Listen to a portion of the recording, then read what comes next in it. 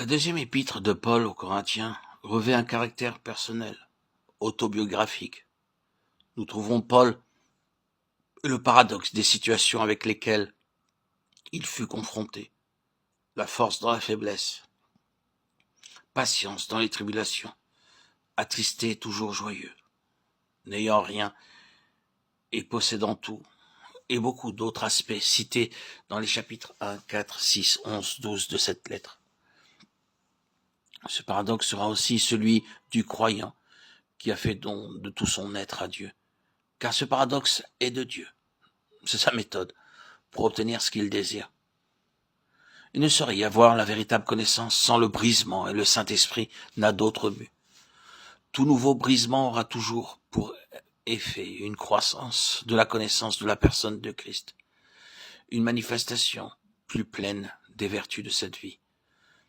Et l'œuvre subjective de la croix va se poursuivre pour que soit maintenu en nous un état de faiblesse et de dépendance.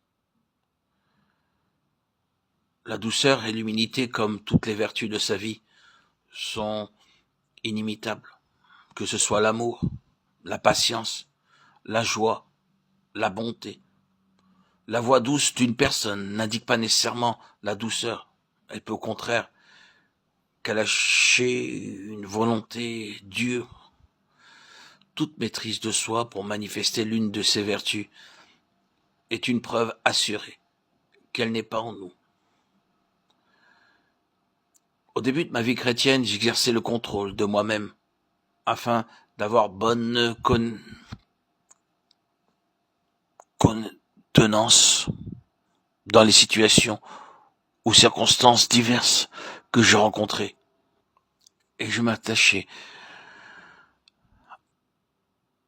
à avoir un visage qui exprimait la joie. Car c'était la compréhension que j'avais alors. Un chrétien ne pouvait être que joyeux en raison de son salut. Et je ne comprenais pas qu'un aussi grand homme que Néhémie pouvait avoir le visage triste. Je ne craignais de m'entendre dire « Votre visage n'est pas aussi joyeux qu'hier ». C'est là la stupidité de l'homme naturel en nous, paraître. L'imitation du divin est une impossibilité absolue.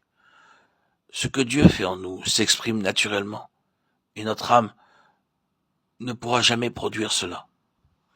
Nous resterons jusqu'à la fin de notre séjour ici-bas des vases de terre et rien d'autre. Ne pensons pas que par notre nouvelle naissance, Dieu fait de nous des personnes exceptionnelles. Il est vrai que nous sommes une nouvelle création.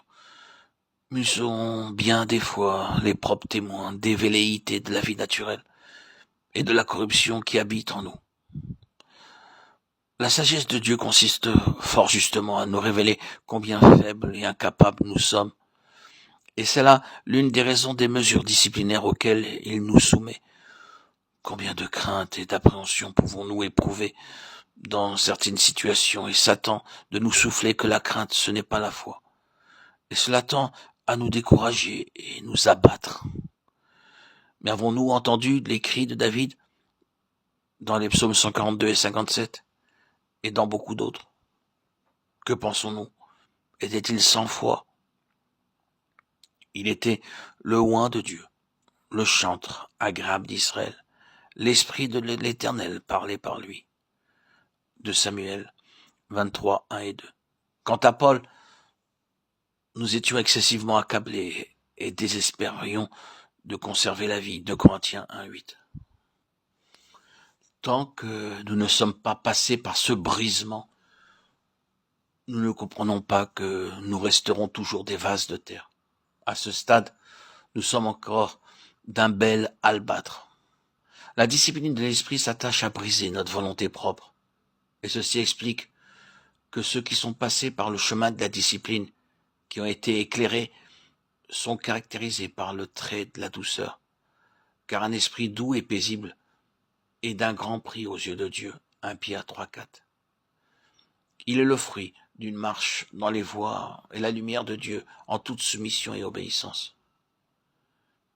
Il faut laisser le temps au Saint-Esprit d'accomplir son œuvre en nous, avant que ne commence à se manifester l'odeur de sa vie, par le moyen du vase